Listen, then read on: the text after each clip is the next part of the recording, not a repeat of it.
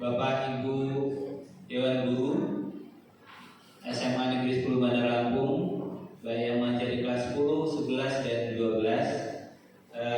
Terima kasih atas kehadiran dan waktu yang telah disediakan untuk bersama-sama kita saling belajar terkait kegiatan saya di calon guru penggerak, yaitu aksi nyata modul 1.4 di Didi Agung CGP Angkatan 9 SMA Negeri 10 Bandar Lampung. Yang pertama-tama marilah selalu tak lupa kita memanjatkan puja dan puji syukur kehadirat Allah Subhanahu wa taala yang mana pada siang hari ini kita masih diberi nikmat sehat. Kedua kalinya tak lupa salawat serta salam selalu kita sanjung agungkan kehadirat Nabi besar Muhammad sallallahu alaihi wasallam. Baiklah, dalam kegiatan pada siang hari ini terkait dengan aksi nyata modul 1.4 ada beberapa materi yang ingin saya sampaikan dengan tujuan atau capaian pembelajaran yang akan kita dapatkan pada siang hari ini, yaitu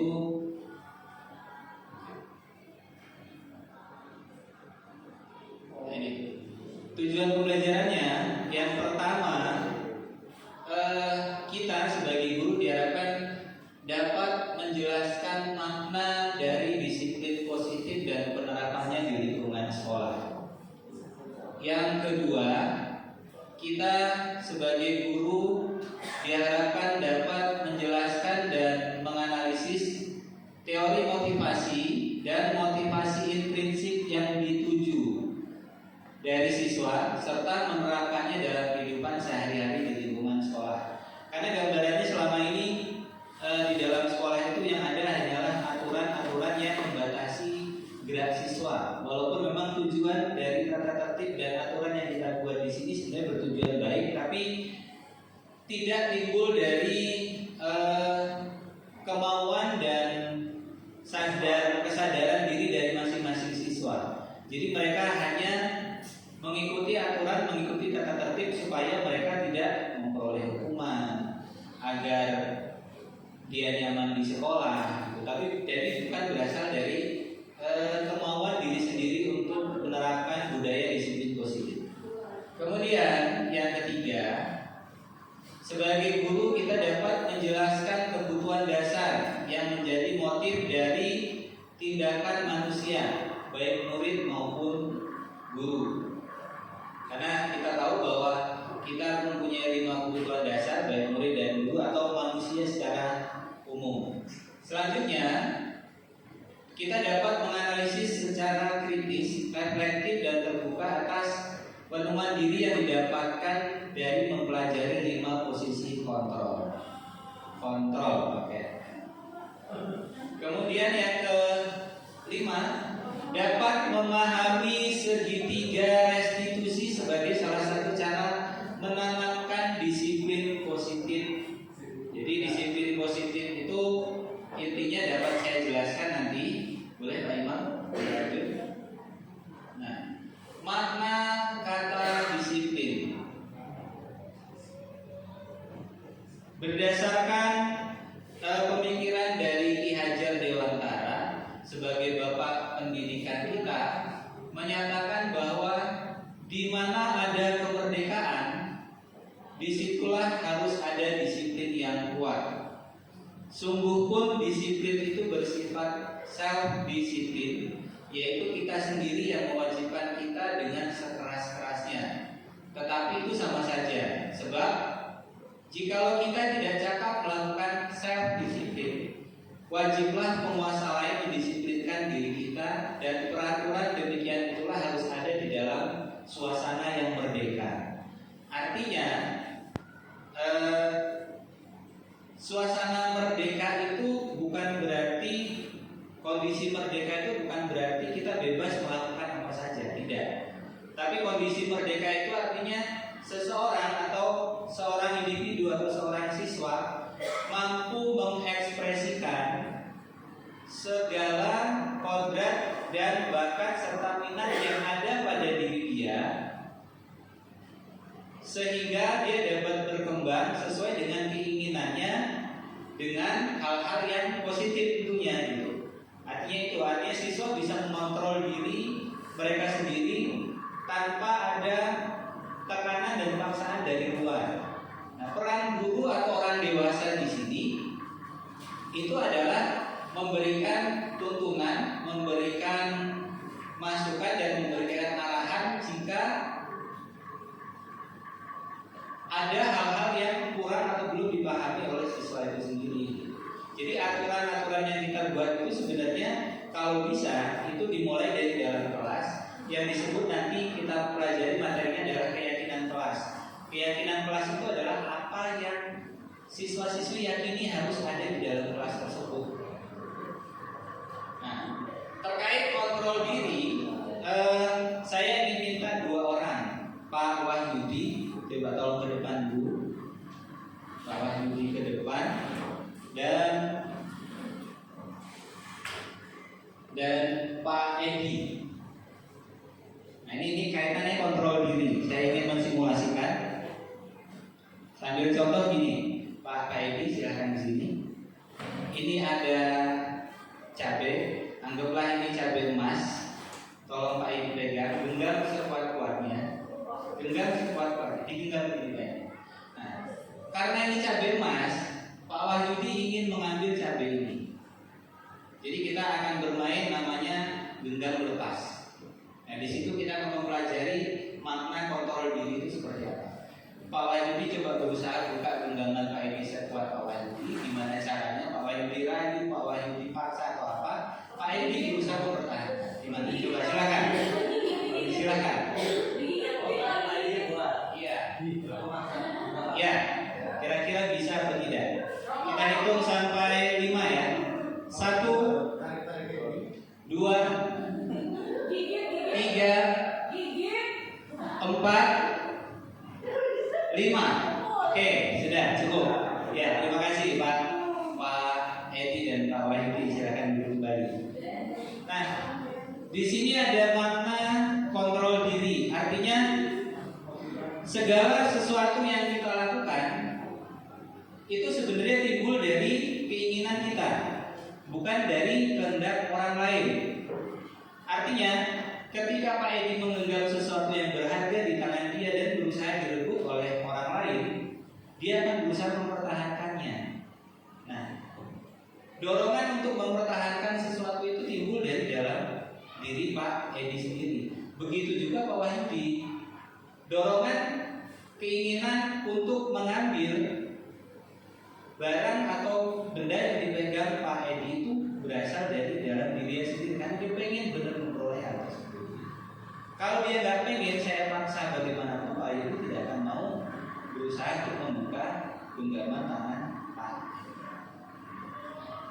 Adapun definisi kata merdeka itu dalam bahasa Jawa ya, saya artikan saja, tidak hanya terlepas dari perintah, tetapi juga cakap untuk memerintah diri sendiri. Nah, itu definisi merdeka. Tapi selalu kita kaitkan dengan disiplin positif. Itu siswa itu diharapkan mandiri dan merdeka. Jadi tidak harus menuruti, tidak harus selalu disuruh dan diperintah oleh Bapak Ibu guru, baru dia bisa melakukan hal-hal baik. Jadi kita harapkan siswa kita itu berbuat baik, melakukan sesuatu atas kemauan diri mereka dan sadar bahwa itu penting. Selanjutnya, nah di sini makna disiplin positif. Saya nggak akan bahas disiplin apa, definisinya apa, kita sudah paham.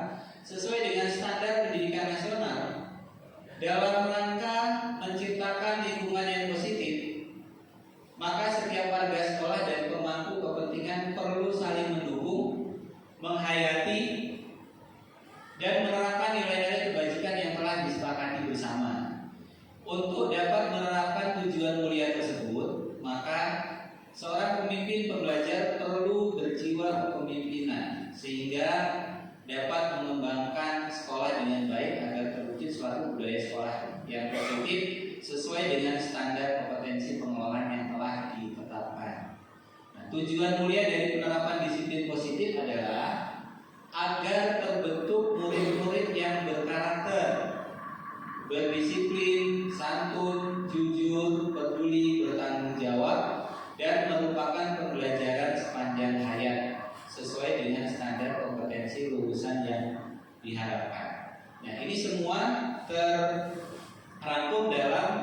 profil pelajar Pancasila kalau di kurikulum Merdeka. Selanjutnya, kaitan dengan disiplin positif tadi, selama ini kita memahami ada hal yang sering dilakukan guru itu terkait dengan hukuman dan konsekuensi. Nah, ini kita bermain sedikit terkait hukuman atau konsekuensi dari 8 kalimat yang ada di depan. Saya minta Bapak Ibu berpendapat poin pertama, apakah itu masuk ke hukuman atau masuk ke konsekuensi dan seterusnya. Alasannya mohon disampaikan. Itu bisa dari siapa dulu ya? Bu Keke mungkin. Silakan Bu Keke. Poin pertama. Hukuman. Alasannya. Ya kan 100 kali di dalam buku itu kayak seperti hukuman. Dia menulis 100 kali. Beda dengan konsekuensi itu kayak seperti perjanjian.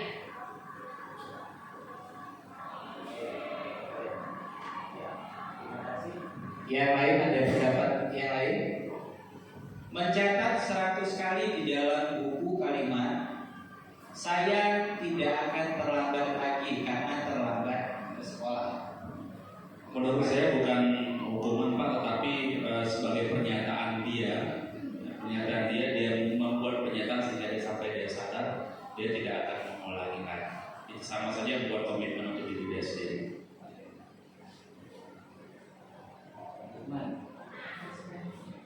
Oke. Selanjutnya nanti kita bahas ya. Poin kedua, lari mengelilingi lapangan basket 2 kali karena terlambat hadir di sekolah. Ada yang bisa?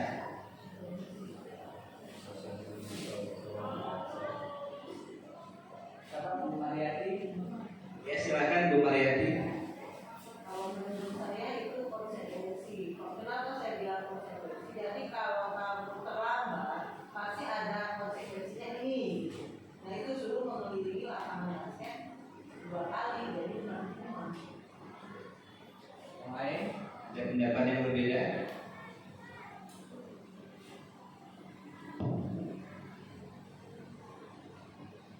Tidak ada? Bu Ica?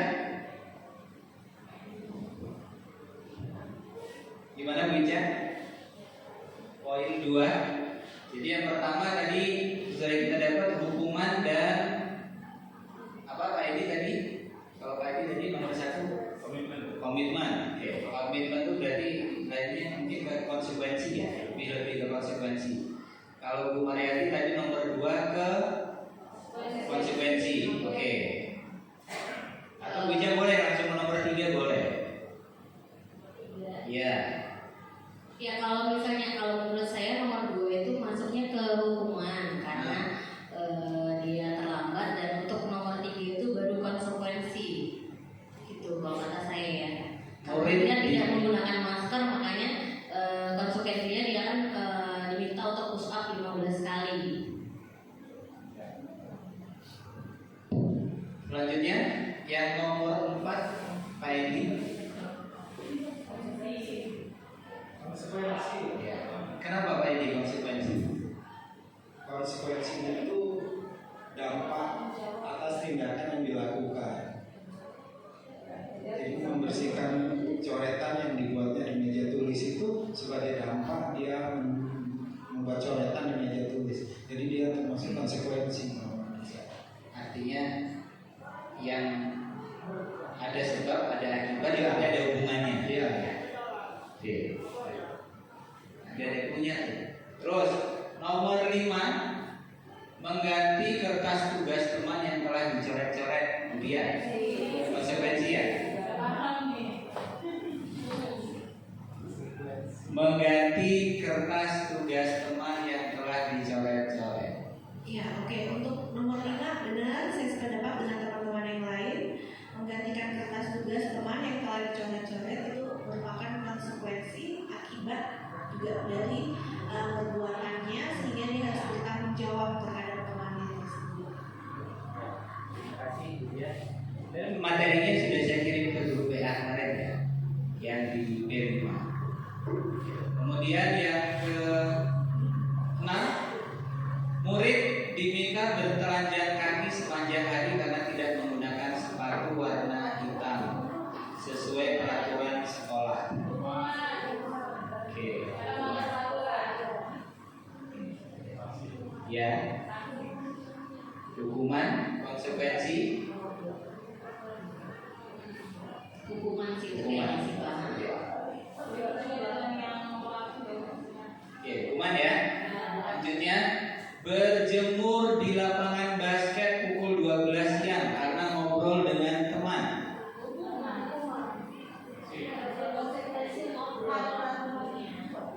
Berjemur di lapangan basket pukul 12 siang karena ngobrol dengan teman.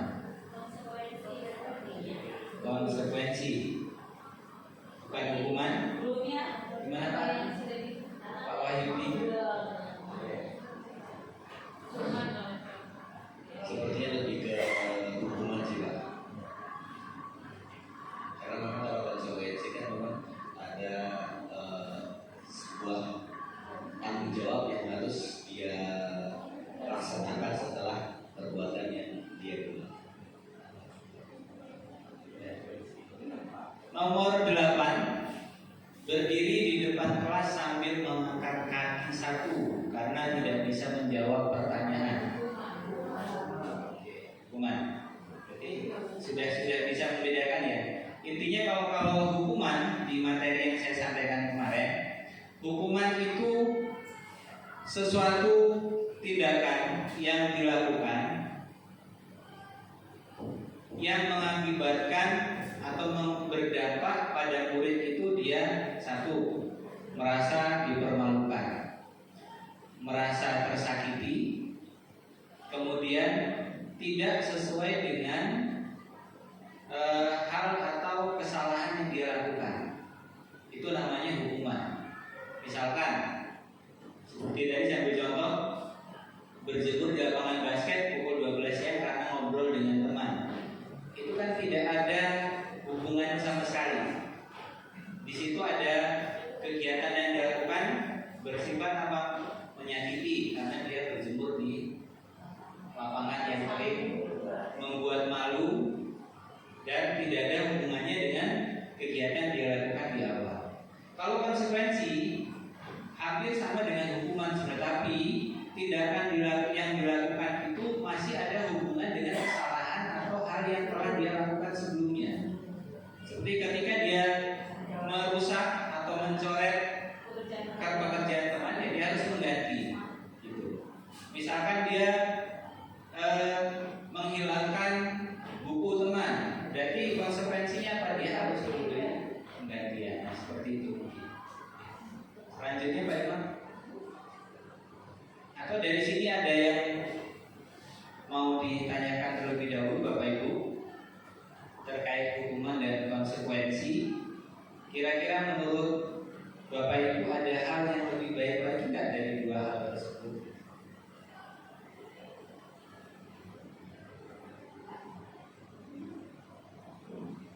Tidak ada? Oke.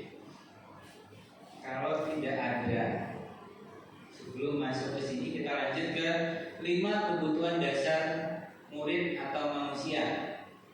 Jadi yang pertama itu adalah kebutuhan bertahan hidup, kemudian penguasaan, kasih sayang dan rasa diterima, kemudian kesenangan dan kebebasan. Jadi murid pun supaya atau agar kondisi sekolah kita tercapai sekolah yang ideal dalam proses pembelajaran, dalam proses KBM dan dalam proses interaksi sosial di sekolah, hendaknya kita mengarah ke 5 hal tersebut, 5 hal di depan ini agar bisa terpenuhi. Jadi tidak hanya kebutuhan dasar murid, tapi kebutuhan dasar guru juga harus terpenuhi. Misalkan sambil contoh, kebutuhan dasar kasih sayang guru tidak terpenuhi. Dia di rumah cekcok dengan pasangannya, dengan istrinya, akhirnya sampai ke sekolah berimbas. Dia tidak bisa melaksanakan kegiatan pembelajaran dengan baik dan lain sebagainya. Begitu juga misalkan terkait kebutuhan penguasaan. Penguasaan di sini ini maksudnya gini, seorang murid dia itu butuh diakui kelebihannya. Ini biasanya untuk siswa yang tidak memperoleh kebutuhan penguasaan dalam proses pembelajaran, dia akan terlihat bermalas-malasan padahal dia punya potensi. Dia punya potensi. Nah, ketika potensi dia itu bisa atau Bapak Ibu guru bisa kembangkan, maka dia akan bisa menampilkan atau menunjukkan kemampuan maksimalnya. Sama juga kebutuhan kesenangan. Maksudnya kebutuhan kesenangan di sini kita berusaha membuat atau memproses KBM atau kegiatan pembelajaran yang kita lakukan itu semenyenangkan mungkin. Bagaimana bisa membuat siswa itu nyaman dalam mengikuti proses pembelajaran yang kita lakukan di kelas. Kurang lebih sedikit materinya Pak Imam.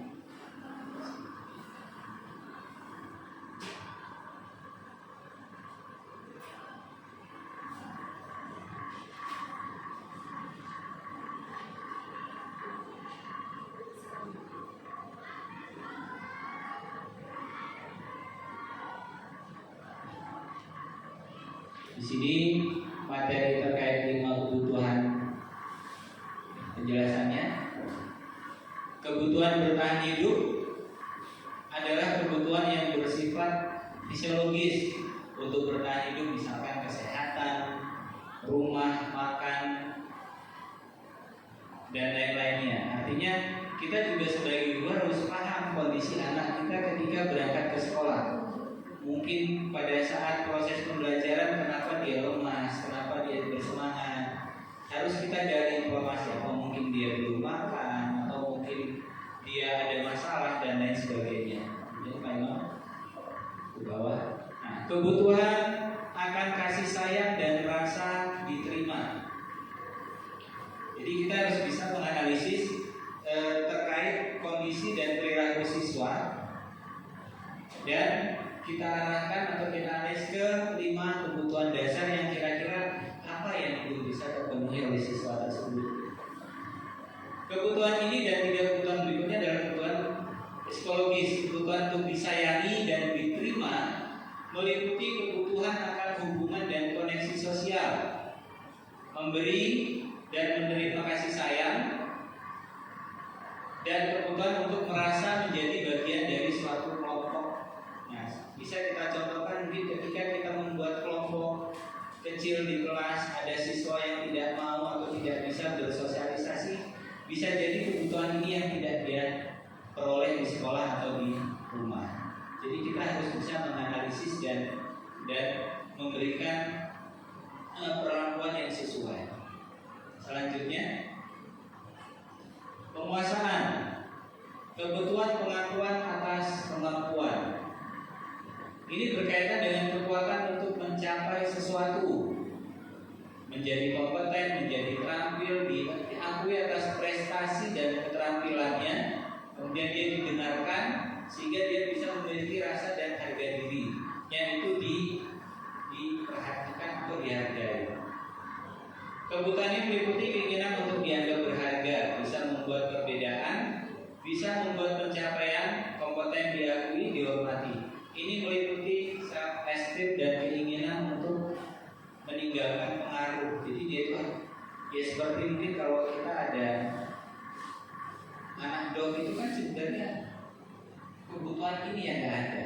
Makanya dia berusaha supaya gimana dia bisa menimbulkan pengaruh di sekolah. Cuman dalam hal mungkin yang kurang baik. Seperti ini. Selanjutnya,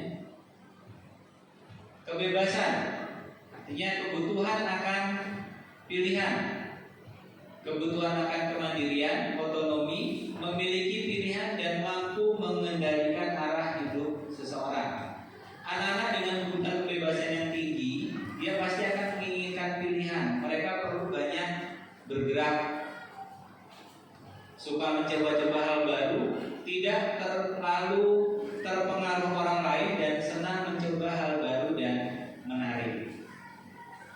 Itu ciri-ciri. Jadi kalau anak yang aktif, yang nggak mau diem lah di kelas, kemungkinan dia memang butuh ekspresi untuk memperoleh kebutuhan kebebasan itu, kebutuhan akan pilihan. Yang terakhir kesenangan, kebutuhan untuk merasa senang adalah kebutuhan untuk mencari kesenangan, bermain, tertawa. Jadi selama proses pembelajaran kan kita tidak harus tegang, serius, gitu. Sedikit sesekali kita melakukan ice breaking di kelas, gitu kan. Kita sebagai guru kan bisa melihat kondisi psikologi anak di kelas. Oh, mereka sudah mulai bosan. Berarti kita berikan ice breaking, kita ajak ngobrol, kita ajak komunikasi, mungkin baik secara personal atau secara klasikal. Nah, intinya memang balik ke yang tadi memang oke.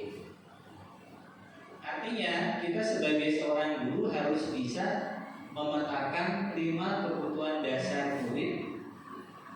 Hal apa yang belum bisa atau tidak ada pada diri seorang murid di kelas, sehingga proses pembelajaran yang kita lakukan bisa maksimal hasilnya. Baik Bapak Ibu, di sini ada pertanyaan, ada yang mau disampaikan? Pak Edi penasaran ya? Tidak ada?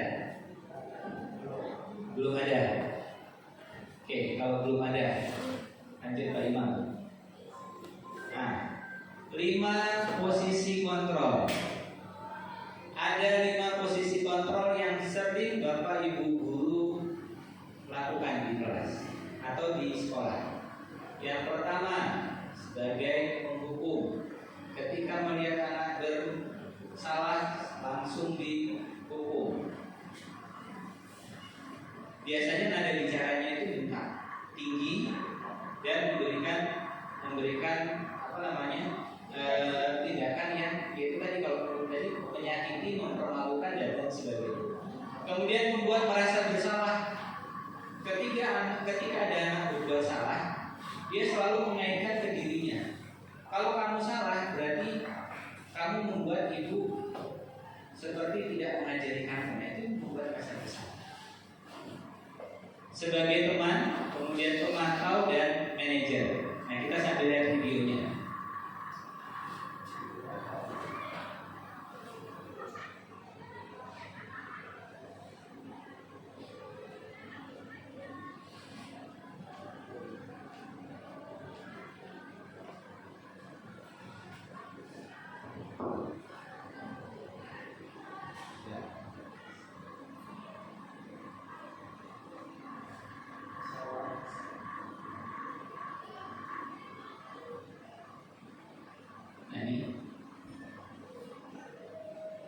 Sambil kita lihat videonya ya Bapak Ibu. Kalau boleh sambil dimakan piringnya. Silakan diminum.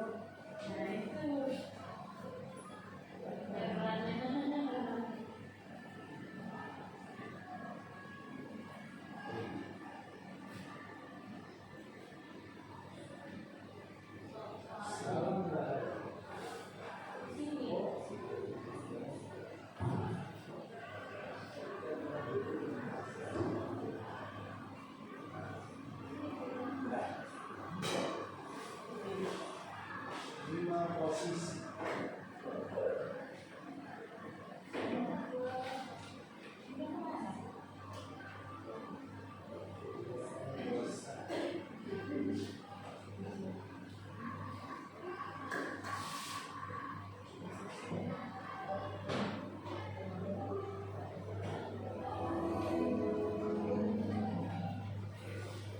Oke, Bapak Ibu, kita lihat.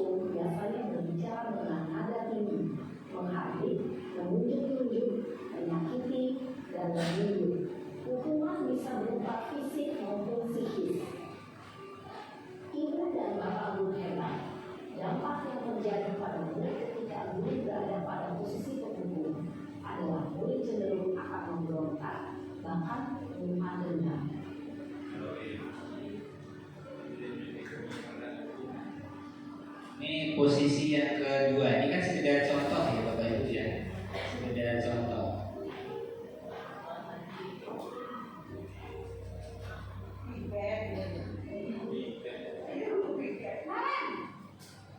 Duplikat nih kan?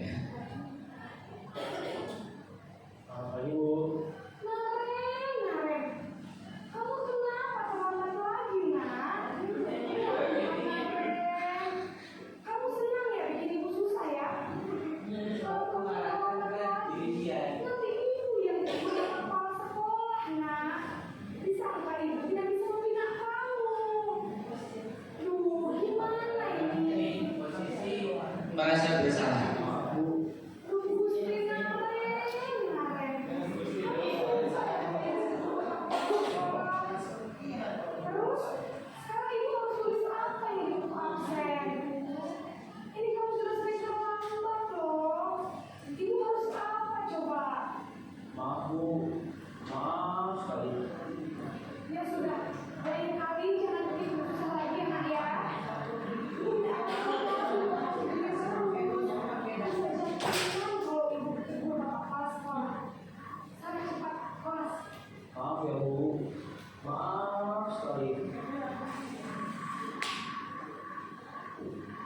Posisi membuat rasa bersalah berbicara dengan nada tenang, cenderung mundur. Namun kata-kata yang diutarakan membuat murid merasa menjadi orang yang gagal, memandang buruk dirinya sendiri, merasa tidak berharga dan tidak sanggup membahagiakan orang lain. Ketika guru mengambil posisi pembuat rasa bersalah, murid akan menganggap dirinya yang bersalah dan ia akan menyimpan tersebut di dalam dirinya.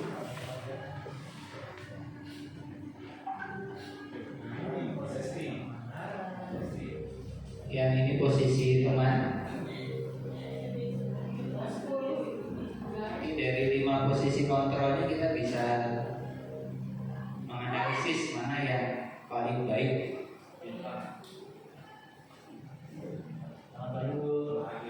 Wah, sudah jam berapa ini nak? Selamat pagi ya saya.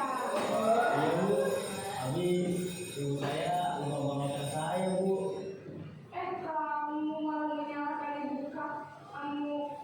Kamu kan sekolah kerja kamu. Kok Pak? Sih. Iya Bu, saya memang terlambat bangun tadi. Jadi biarpun saya lincah, tetap gak kejar Bu. Ya sudah sana, nanti lain kali larinya lebih kencang lagi ya, biar gak terlambat lagi. Bikin seneng ibu demi ibu, bisa kan? Bisa Bu. Ya sudah sana masuk kelas, beresin urusan absen kamu. Kamu ini ada saja. Dalam posisi teman, guru berbicara dengan nada suara ramah, akrab, cenderung bersendat gurau untuk menjaga suasana tetap santai. Murid akan merasa senang, aman, dan akrab dengan guru. Identitas yang tercipta adalah identitas sukses atau berhasil. Namun, ini ingat, karena ini masih dorongan eksternal, maka ada faktor ketergantungan dari murid kepada orang tertentu. Di sini guru absennya, sehingga di lain waktu murid bisa berperilaku baik, namun hanya kepada orang-orang tertentu saja.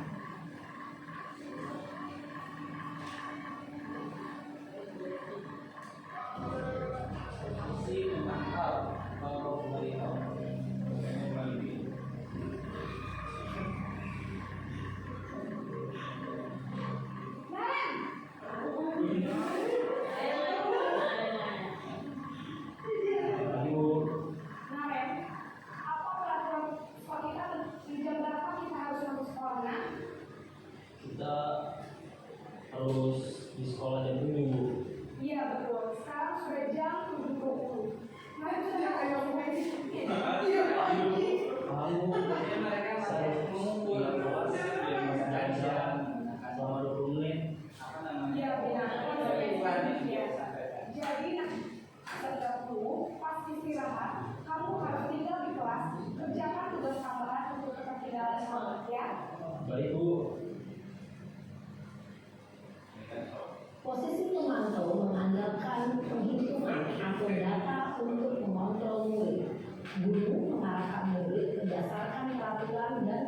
konsekuensi. Seorang pemantau menunjukkan bahasa tubuh dan ekspresi wajah yang datar dan cenderung formal. Anak juga belum bisa mandiri sepenuhnya, ini belum memahami kesalahannya.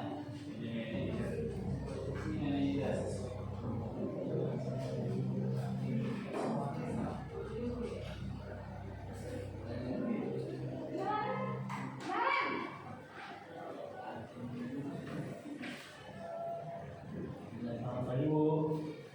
Selamat pagi Naren. Maaf Bu, saya terlambat. Iya, sekolah masuknya jam 7, sekarang sudah jam 7.20. Jadi sekarang bagaimana ini Naren? Maaf Bu, saya lupa masalah saya semalam. Baiklah, menurut kamu, keyakinan sekolah yang mana yang perlu kamu tingkatkan? Menghargai diri sendiri dan orang lain mungkin ya Bu. Setuju. Jadi, apakah Naren meyakini prinsip saling menghormati tersebut? Iya Bu, saya ingin intinya. Apakah Naren bersedia memperbaiki masalah keterlambatan ini?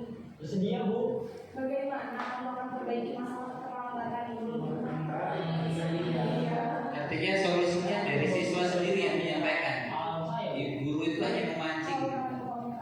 Di rumah, ada orang yang kira-kira bisa mengingatkan tidak?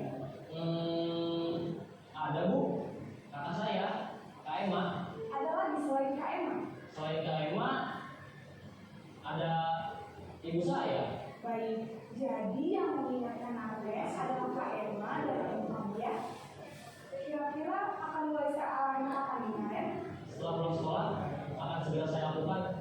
Baik, jadi Naren akan setel alarm untuk bangun besok pagi dan akan diingatkan oleh kakak dan ibu dan ayah. Ada lagi yang mungkin perlu dilakukan Naren agar tidak terlambat bangun lagi. Tidak ada Bu. Baik Naren, terima kasih untuk kerjasama kamu. Sekarang kamu perlu kembali ke kelas yang belajar. Baik Bu, terima kasih. Posisi manajer adalah posisi kontrol yang disarankan untuk membimbing murid memiliki sikap disiplin yang positif, yaitu murid yang mandiri, bertanggung jawab, dan dapat memecahkan masalah.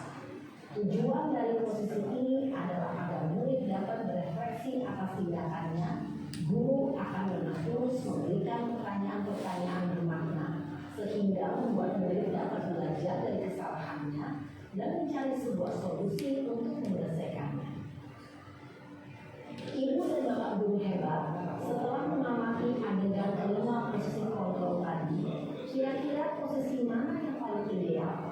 Posisi mana yang dapat menunjang motivasi intrinsik murid? Ya, tentu posisi manajer. Posisi ini memang posisi ideal yang ingin dituju setiap pendidik. Pada posisi inilah, guru dapat menerapkan disiplin positif yang berpihak pada murid, yang memerdekakan murid. Perjalanan seorang pendidik tentunya tidak mudah untuk sampai pada posisi seorang manajer. Namun, tujuan kita pasti, yaitu menciptakan murid-murid yang mandiri, merdeka, dan bertanggung jawab. Semoga penggambaran 5 posisi kontrol yang telah diperlihatkan ini dapat menjadi ajang refleksi bagi kita semua agar dapat terus mengasah dan menerapkan disiplin positif yang memerdekakan murid. Mari terus berlatih dan bersemangat. Selamat menerapkan. Salam dan bahagia Ibu dan Bapak Guru hebat.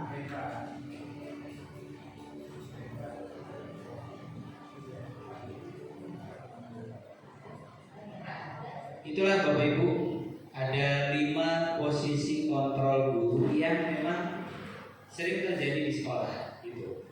Jadi kondisi real di lapangan yang memang seperti itu, penghukum ada, pembuat merasa bersalah ada, teman ada, pemantau ada, manajer pun ada. Nah, dalam materi kita memang yang diharapkan itu adalah peran posisi guru sebagai seorang manajer, sehingga dia bisa menciptakan siswa itu motivasi intrinsiknya muncul, siswa itu bisa mandiri dalam menyelesaikan atau menyelesaikan masalah yang dia timbulkan atau yang dia lakukan. Sehingga siswa itu memang mempunyai pemikiran yang kreatif, yang mandiri, tanpa tergantung dengan orang lain. Mungkin ada tanggapan Bapak Ibu? Satu saja silahkan. Boleh, dua boleh, satu orang, dua orang silakan. Pak Edi, tanggapannya dulu. Ya, 5 polisi kontrol itu memang ya kalau untuk kasus-kasus yang anak-anak terlambat sekali 2 kali ya mungkin bisa ya. Tapi kalau untuk yang emang sengaja suka terlambat ya mungkin kita buat perlakuan yang lain dengan kerjasama dengan yang lain, diskusi lebih lanjut. Tapi kalau untuk yang 1, 2, 3 kali cocok. Ya saya cenderung kepada nomor 3.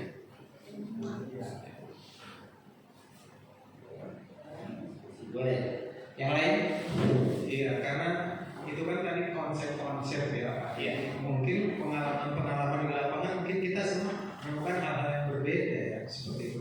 Yang kelima itu sudah karena kita coba segala macam. Iya, masih juga kadang-kadang masih juga seperti itu. Kita sudah coba bahkan yang bisa bantu bang siapa di rumah segala macam. Bahkan yang suka bercanda juga. Kalau saya ada di rumah mungkin saya yang melihat seperti itu. Tapi masih ada juga. Kalau menurut saya mungkin anak-anak itu kan berbeda-beda ya. Mungkin kalau ini ada juga yang pasnya ini dengan yang bagaimana gitu ya. Pasnya yang mana yang mengenal Sesuai dengan kondisi. Kadang Anak saya kelakuan anak masing-masing. ada kadang temuannya seperti itu di lapangan ya. Karena mungkin karakter anak itu kan beda-beda dan semuanya mungkin bisa satu dengan satu posisi kontrol nomor 1 dengan 2 3 kan beda-beda. Tapi kalau yang pertama itu sih memang nggak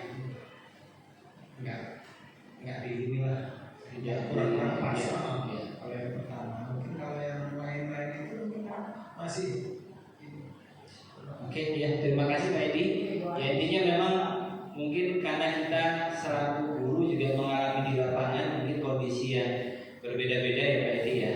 Tapi memang kalau dari sisi manajer itu kalau untuk menumbuhkan rasa kemandirian memang di yang kelima itu. Tapi memang ya kondisi tergantung kondisi di lapangan. Oke baik, terima kasih atas masukannya Bapak Ibu.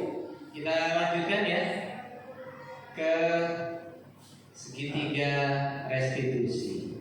Apa maksudnya? Apa pengertiannya? Mungkin kita lihat video lagi. Sekali lagi videonya Bapak Ibu.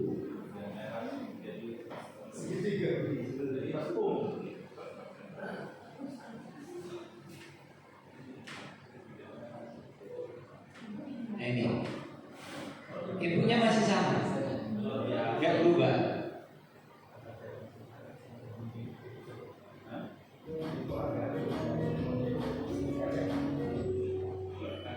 Salam dan bahagia ibu dan bapak guru hebat. Pada video kali ini kita akan membahas tentang salah satu program disiplin positif yang diterapkan di lingkungan sekolah yang dikenal dengan nama restitusi.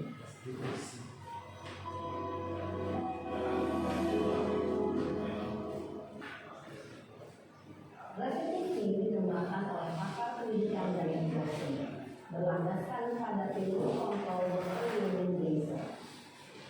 Segitiga restitusi adalah suatu proses dialog yang dijalankan oleh guru atau orang tua agar dapat menghasilkan diri yang mandiri dan bertanggung jawab. Pada saat guru di posisi manajer, aspek yang dikembangkan pada murid adalah motivasi intensif, sehingga penanaman nilai-nilai kebajikan dapat tumbuh dan berkembang menjadi suatu kebiasaan positif yang akhirnya membentuk karakter. Proses dialog ini terdiri dari 3 langkah yang digambarkan pada 3 sisi pada segitiga restitusi. Sisi pertama adalah menstabilkan identitas. Sisi yang kedua adalah validasi tindakan yang salah. Dan sisi yang ketiga adalah menanyakan keyakinan. Ibu dan bapak guru berikut ini akan ditunjukkan bagaimana seorang guru belajar dalam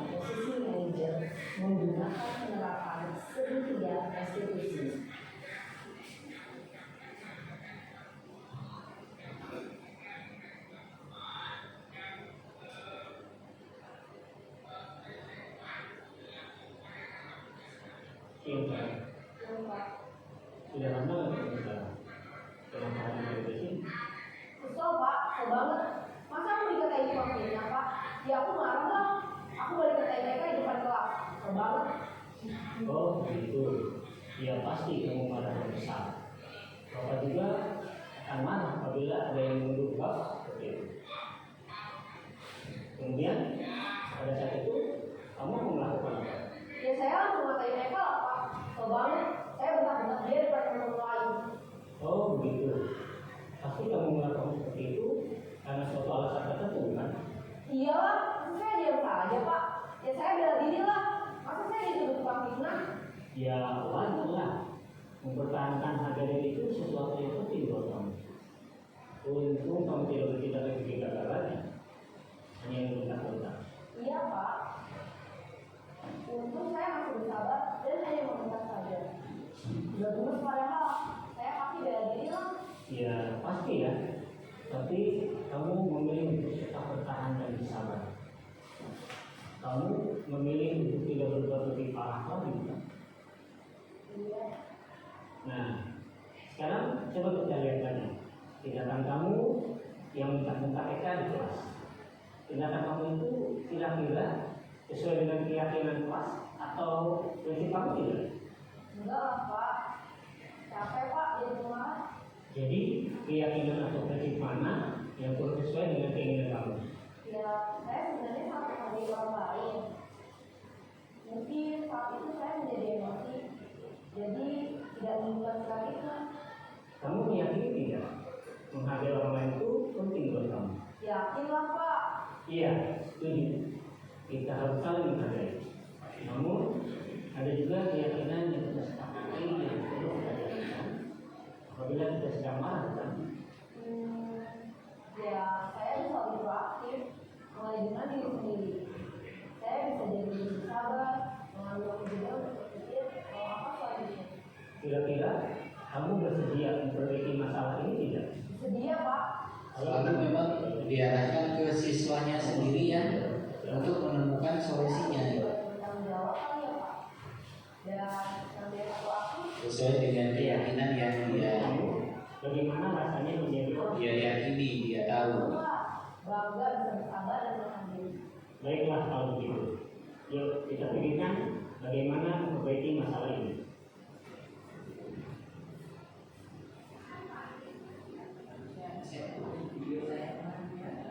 Ibu dan Bapak guru hebat. Baru saja kita menyaksikan contoh bagaimana seorang guru berada dalam posisi manajer menggunakan penerapan segitiga restitusi. Mari kita bahas satu persatu. Pada sisi pertama, menstabilkan identitas berdasarkan pada prinsip bahwa membuat kesalahan adalah bagian dari proses pembelajaran. Sisi pertama dari segitiga ini berperan menggeser identitas murid dari identitas gagal ke identitas sukses. Murid yang sedang bertingkah laku yang tidak pantas atau menarik diri saat itu sedang mengalami identitas gagal. Bila kita mengkritiknya, maka posisinya tidak akan berubah. Kita bisa mengajukan pernyataan ini. 1. Membuat kesalahan sesuatu yang wajar. 2. Manusia tidak ada yang sempurna. 3. Kita bisa memperbaiki masalah ini. 4. Saya tidak menanyakan kesalahannya. Saya lebih fokus bagaimana memperbaiki masalah ini. 5. Apakah saat ini kamu pernah menjadi orang yang baik untuk diri sendiri? Pada sisi kedua, validasi tindakan yang salah berlandaskan pada prinsip bahwa setiap perilaku berupaya memenuhi suatu kebutuhan tertentu. Guru yang telah memahami teori kontrol akan bergeser dari pemikiran stimulus respon menjadi proaktif dan mencoba untuk mengenali tujuan dari perilaku murid, mengenali dan mengakhiri kebutuhan murid ini dapat memperbaiki hubungan dengan murid tersebut. Pernyataan atau pertanyaan bisa disampaikan sehingga dapat memberikan murid pada posisi positif. 1. Kamu bisa saja bertindak lebih gegabah lagi dari ini. 2. Kamu bukan melakukannya tanpa suatu alasan tertentu. 3. Kamu melakukannya karena mempertahankan sesuatu yang penting bagimu. 4. Mungkin kamu bisa mempelajari suatu perilaku baru yang lebih efektif. Bersediakah kamu mempelajarinya? Selanjutnya, kita akan simak sisi terakhir, yaitu menanyakan keyakinan. Teori kontrol menyatakan bahwa pada dasarnya kita termotivasi secara implisit. Pada saat perilaku yang salah telah divalidasi dan identitas sukses telah stabil, maka murid telah siap mengaitkan keyakinan-keyakinannya dengan tindakannya yang salah, dan pemikirannya telah bergeser ini menjadi orang yang jujur. Pertanyaan-pertanyaan ini dapat mengaitkan keyakinan-keyakinan yang dianut murid. 1. Sebagai keluarga atau kelas, apa yang kita yakini? 2. Nilai-nilai apa yang telah kita sepakati? 3. Seperti apa gambaran sebuah kelas yang ideal bagi kamu? 4. Kamu ingin menjadi orang seperti apa?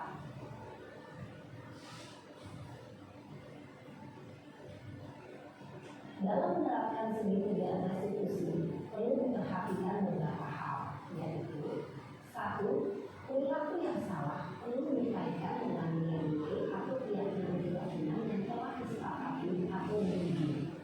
2.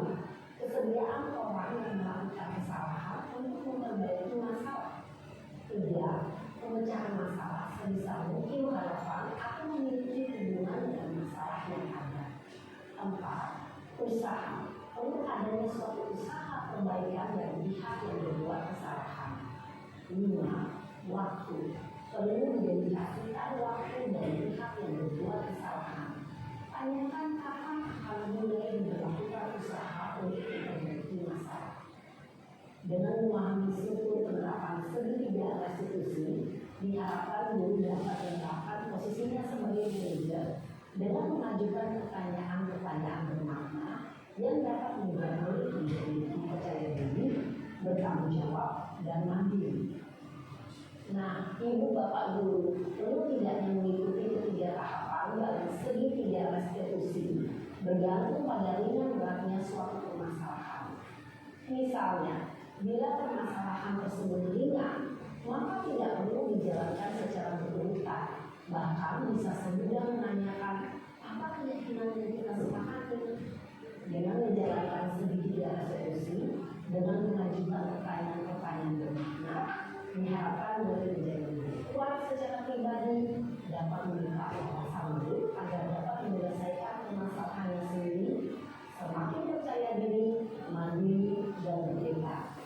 Salam dan bahagia, ibu bapak guru hebat.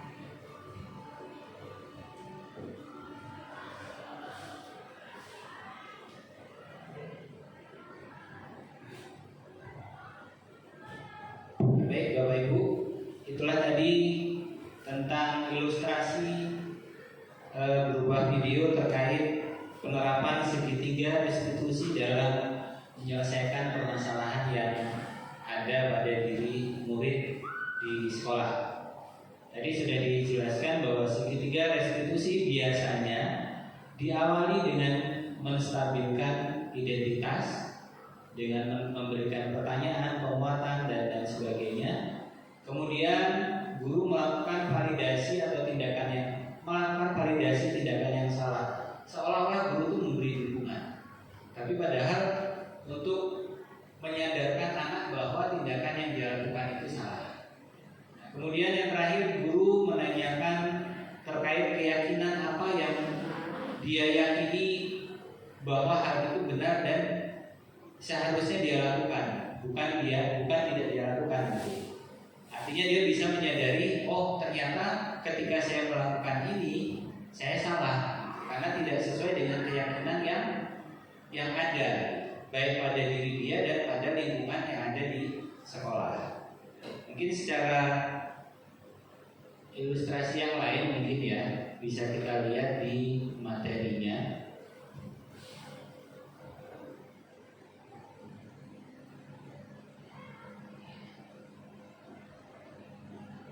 Di sini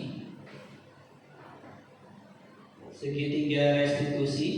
Nah, tadi di sini langkah-langkahnya menstabilkan identitas itu sebagai dasar dari segitiga. Kita semua akan melakukan hal terbaik yang bisa kita lakukan.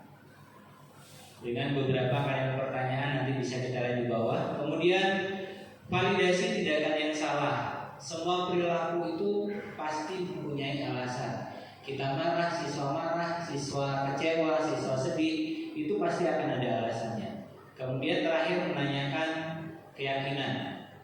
Artinya kita semua memiliki motivasi internal. Hal apa yang harus kita lakukan. Ada beberapa contoh kalimat yang biasanya disampaikan oleh Bapak Ibu guru untuk menstabilkan identitas. Di situ ada beberapa kalimat seperti berbuat salah itu tidak apa-apa. Artinya seolah-olah guru memberikan dukungan. Kemudian tidak ada manusia yang sempurna. Tujuannya apa? Memang untuk meredam, menstabilkan emosi itu. Ketika anak bersalah untuk berbuat sesuatu kan dia adrenalinnya tinggi ya. Kalau langsung kita cut, kita ini pasti dia akan berontak. Makanya perlahan-lahan kita stabilkan dulu identitasnya, emosinya, seolah-olah kita memberikan dukungan. Padahal ya itu sebagai motivasi untuk memunculkan kesadaran pada diri mereka. Lanjut Pak ini. Terus, nah ini yang kedua, validasi tindakan yang salah. Artinya setiap tindakan yang dilakukan itu pasti ada tujuannya, yaitu untuk memenuhi kebutuhan dasar tadi. 5 kebutuhan dasar tadi. Memang materi ini kita ada kaitannya. Restitusi, kontrol terkait 5 kebutuhan dasar tadi. Bawah Pak ya. Nah, ada beberapa hal yang bisa ditanyakan. Padahal kamu bisa melakukan hal yang lebih buruk lagi dari ini. Atau kamu pasti punya alasan mengapa melakukan ini dan seterusnya. Itu sebagai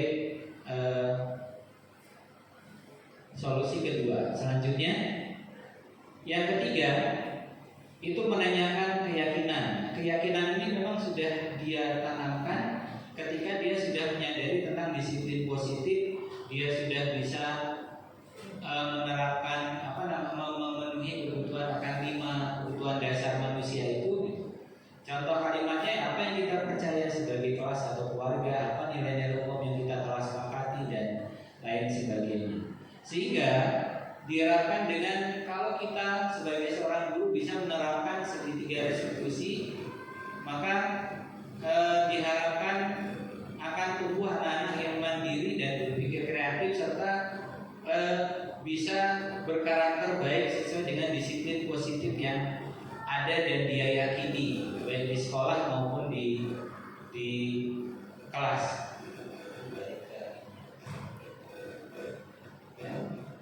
Lanjut. Oke, baik, itu sebelum kita tutup mungkin ada masukan atau saran atau tanggapan terkait restitusi. Mungkin dari Bu BK ini kayaknya. Bu Ayu, silahkan dimohon satu pernyataan.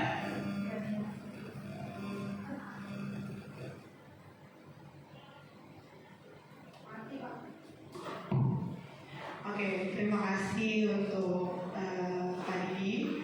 Jadi gini Pak, lebih ke bertanya ya. Kira-kira nih untuk segitiga restitusi itu, iya, permasalahan yang sekiranya masih bisa dihandle, menggunakan segitiga restitusi, sama yang tidak bisa. Contohnya nih, kalau seandainya kayak tadi dia hanya cekcok ya dengan teman sekelasnya.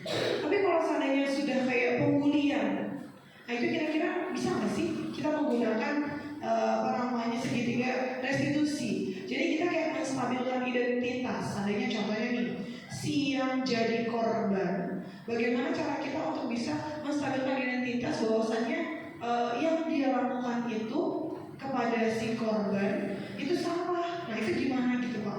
Cara kita untuk menggunakan segitiga restitusi dengan permasalahan tentang pembulian. Kira-kira gimana? Terima kasih Bapak. Oke, baik. Artinya kalau di sini saya menangkapnya artinya segitiga restitusi itu memang bisa digunakan untuk menyelesaikan semua permasalahan. Hanya perlakuannya mungkin dia tidak bisa untuk menyelesaikan permasalahan secara klasikal. Jadi harus secara individu dan kemudian ini kan tidak kita harus balik ke belakang. Artinya siswa juga sudah punya keyakinan terkait hal-hal baik yang harus dan seharusnya ada di sekolah. Misalkan kalau dari pembulian, siswa kan sudah yakin bahwa bully itu tidak baik. Apa yang dikatakan terkait dengan pembulian itu kan tidak baik. Ya, dari situ dulu harus kita seorang guru bisa menstabilkan identitas anak. Misal si anak yang menangis karena dibully, mungkin misalkan badannya gendut, gitu ya. Misalkan seperti itu. Artinya seorang guru harus bisa memberikan menstabilkan identitas si anak itu seperti apa. Mungkin guru bisa menggali kelebihan orang gendut itu apa dengan membuat suatu kalimat-kalimat pernyataan yang bisa meningkatkan semangat dan kepercayaan diri si murid itu. Setelah si murid itu stabil, setelah ini dengan kalimat-kalimat atau pernyataan yang disampaikan guru, baru lanjut ke validasi. Jadi memang butuh keahlian guru, keterampilan guru dalam mengolah kalimat, mengolah kata, dan empati seorang guru perlu ada di sini. Tetap memang butuh latihan, butuh pengalaman ya. Memang dan tadi disebutkan di akhir memang tidak semua masalah kita harus menggunakan segitiga ini lengkap, tergantung berat ringannya permasalahan yang dihadapi. Nah, di sini juga perlunya kolaborasi sesama guru untuk menyelesaikan permasalahan. Kalau satu orang guru tidak bisa, mungkin bisa berdua, bisa bertiga dan seterusnya. Seperti itu mungkin dari saya dua itu. Ya. Oke, ada lagi Bapak Ibu? Cukup? Oke, baiklah. Kalau tidak ada yang ditanyakan dan ditanggapi lagi, dari saya selaku pemateri pada kegiatan pada siang hari ini, saya ucapkan terima kasih. Semoga apa yang kita pelajari pada siang hari ini dapat perlahan-lahan kita terapkan di proses kegiatan pembelajaran kita di kelas, sehingga cita-cita yang ada dalam visi sekolah itu bisa tercapai dan anak-anak dan murid-murid kita bisa menjadi siswa yang mandiri, siswa yang terampil, jujur, bertanggung jawab dan mempunyai karakter baik dan karakter yang positif. Mungkin dari saya cukupkan sekian. Saya ucapkan terima kasih dan mohon maaf apabila